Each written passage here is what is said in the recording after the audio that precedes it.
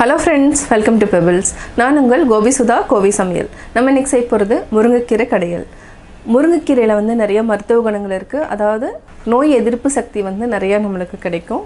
Murungai keerai வந்து வாரத்துல 2 நாள் எடுத்துக்கிட்டீங்கன்னா அது மட்டும் இல்லாம நம்ம சூப்பாவும் செய்யலாம், கடையலாவும் பண்ணலாம், பொரியலாவும் பண்ணலாம். நம்ம இன்னைக்கு செய்ய போறது Murungai keerai kadaiyal. இதுக்கு என்னன்னா சின்ன வெங்காயம் வந்து நல்லா நிறைய கட் பண்ணிக்கோங்க.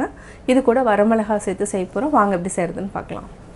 நம்ம ஒரு 100 கிராம் துவரம்பருப்பு எடுத்துக்கலாம். இது நல்லா 2 டைம் வாஷ் பண்ணிட்டு இப்போ நம்ம வேக வச்சு எடுத்துக்கலாம். முருங்கைக்கீரை கடையிலுக்கு நம்ம சின்ன வெங்காயம் எடுத்துக்கலாம். சின்ன வெங்காயத்தை தோல் எடுத்ததுக்கு அப்புறம் நம்ம இந்த மாதிரி ரவுண்டா நம்ம கட் பண்ணிக்கலாம்.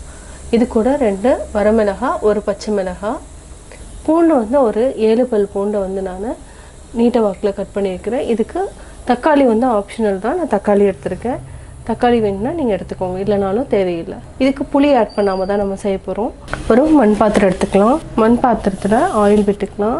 நல்லா காஞ்சதுக்கப்புறம் கடுகு ஒரு 1/4 டீஸ்பூன், கடலைப்பருப்பு, உளுத்தம்பருப்பு 1/4 டீஸ்பூன் போட்டுக்கலாம். இது நல்லா பொன்னிறமாக பொரிஞ்சதுக்கப்புறம் நம்ம சீரகம் ஒரு 1/4 டீஸ்பூன் ஆட் பண்ணிக்கலாம். நம்ம முருங்கைக்கீரையை காம்பெல்லாம் எடுத்துகிட்டு இப்போ வந்து தண்ணியில் போட்டு வச்சுருக்குறோம். இதை வந்து 2-3 டைம் வாஷ் பண்ணிவிட்டு நம்ம பொடியாக நறுக்கிக்கலாம். நம்ம சீரகம் போட்டுக்குவோம். சீரகம் போட்டதுக்கப்புறம் நம்ம பூண்டு, சின்ன வெங்காயம், பச்சை மிளகாய், வரமிளகாய் ஆட் பண்ணிக்கலாம். இப்போ நம்ம சின்ன வெங்காயம் ஆட் பண்ணிக்கலாம். இதையும் 1 நிமிஷம் வரைக்கும் நல்லா வதக்கிக்கலாம். அதுக்கப்புறம் நம்ம தக்காளி ஆட் பண்ணிக்கலாம். வெங்காயம் நல்லா வதக்கிட்டோம். இப்போ நம்ம தக்காளியும் சேர்த்து நல்லா வதக்கிக்கலாம். இப்போ நம்ம கொஞ்சமாக உப்பு சேர்த்து வதக்கிக்கலாம். இதையும் நல்லா கரட்டி விடுங்க. முருங்கைக்கீரையில் நிறைய மருத்துவ குணங்கள் இருக்குது. அதாவது என்னென்னா அனிமிக், அதாவது ரத்த சோகை இருக்கிறவங்க வந்து சாப்பிட்லாம். அதே மாதிரி கால்சியம் இருக்குது, இதில் அவ்வளோ சத்துக்கள் இருக்குது. அதாவது முருங்கைக்கீரையை கடைஞ்சும் சாப்பிட்லாம், பொரியலாகவும் சாப்பிட்லாம், சூப்பாகவும் சாப்பிட்லாம். இது எல்லாமே வந்து லிங்க் வந்து உங்களுக்கு டிஸ்கிரிப்ஷன் பாக்ஸில் கொடுத்துறேன். அதை பார்த்து செக் பண்ணிக்கோங்க. முருங்கைக்கீரையை நம்ம அறியணுன்ட்டுல நான் வந்து லைட்டாக அரிஞ்சிடுறேன். அதை கடையிறதுக்கு ஈஸியாக இருக்குங்கிறதுனால நான் வந்து இந்த மாதிரி அரிஞ்சிட்டு ஆட் பண்ணுறேன். நல்லா வெந்துருச்சுன்னா நம்ம அப்படியே கூட விட்டுடலாம். தக்காளியை நல்லா வதக்கிட்டோம். இப்போ நம்ம முருங்கைக்கீரையை ஆட் பண்ணிக்கலாம். முருங்கைக்கீரை எப்போவுமே நல்லா வந்து வேகணும். இப்போ தேவையான அளவு உப்பு சேர்த்துக்கலாம், கல் உப்பு சேர்த்துக்கலாம். இதே வந்து நீங்கள் சால்ட் ஆட் பண்ணுற மாதிரி இருந்துச்சுன்னா இன்னும் கொஞ்சம் கம்மியாக ஆட் பண்ணிக்கோங்க. உப்பு வந்து ஜாஸ்தி ஆகிடும். கல் உப்புனா கொஞ்சம் ஜாஸ்தி ஆட் பண்ணாலும் தெரியாது. நல்லா வேகட்டும். இப்போ கொஞ்சமாக தண்ணி விட்டுக்கலாம். கீரை வந்து மூடி வைக்கணுன்றல இதை அப்படியே ஓப்பன்லேயே வச்சுக்கலாம். மூடி வச்சிங்கன்னா என்னென்னா இந்த கலர் வந்து சீக்கிரமாக மாறிடும். அதனால கீரையை வந்து மூடி வைக்காமையே வேக வச்சுக்கலாம். பருப்பு நல்லா வேக வச்சு எடுத்துட்டோம். பார்த்திங்கன்னா பருப்பு நல்லா வெந்துடுச்சு.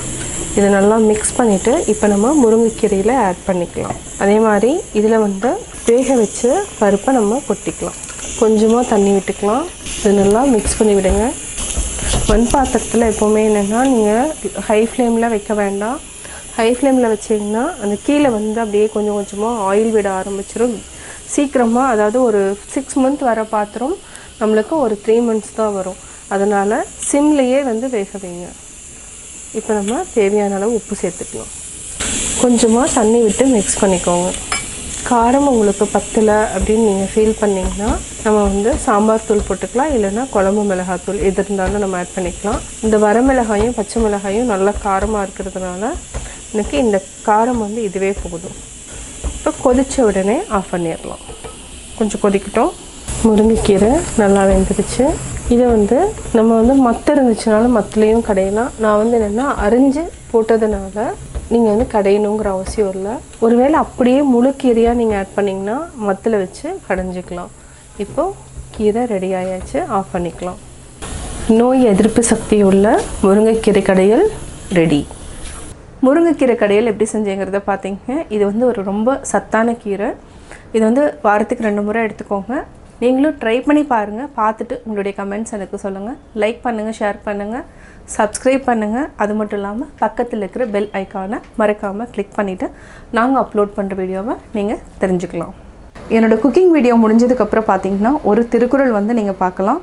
உங்கள் குழந்தைகளுக்கு நீங்கள் சொல்லித்தரலாம்.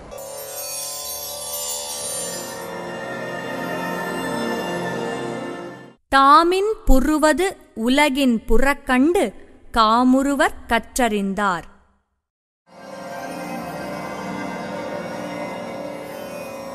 விளக்கம். தாம் இன்பம் அடைவதற்குக் காரணமான கல்வியால் உலகமும் இன்புறுவதைக் கண்டு கற்றறிந்த அறிஞர் மேன்மேலும் அக்கல்வியையே விரும்புவர்.